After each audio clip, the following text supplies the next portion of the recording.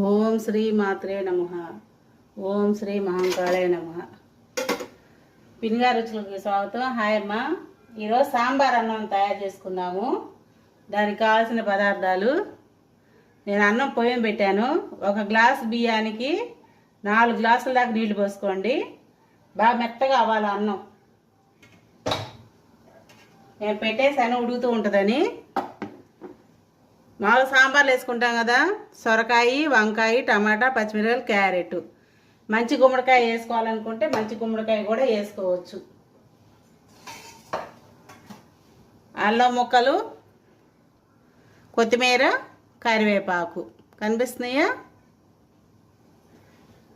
Powder చేసుకోవడానికి ఈ మినపగుళ్ళు, పచ్చెనపప్పు, జీలకర్ర, ధనియాలు, వేరుశనగ గుళ్ళు, కొంచెం ఆవాలు, మిరియాలు, ఎండుమిర్చి, ఎండు కొబ్బరి, కొంచెం లవంగాలు, యాలక్కాయలు వేసుకొని మసాలా తయారు చేసుకుందాము.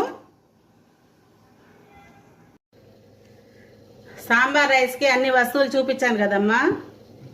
ఇక తయారేసరికి ఇట్లా ఉంటుంది.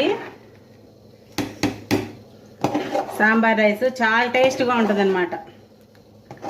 రేపు భోగి కదా, అందరు చేసుకోండి. ఇది ఇంకింతేనమ్మా. ఇది పూర్తి వీడియో రిలేటెడ్ వీడియోలో ఉంటుంది, చూడండి. ఇది ఒకసారి చేసుకొని తినండి, మళ్ళీ మళ్ళీ మీరే చేసుకొని తింటారు. అందరికీ భోగి, సంక్రాంతి, కనుమ శుభాకాంక్షలు. నా వంట నచ్చితే లైక్ చేయండి, షేర్ చేయండి, సబ్స్క్రైబ్ చేసుకోండి. పక్కనున్న గంట సింబల్ కూడా కొట్టండి.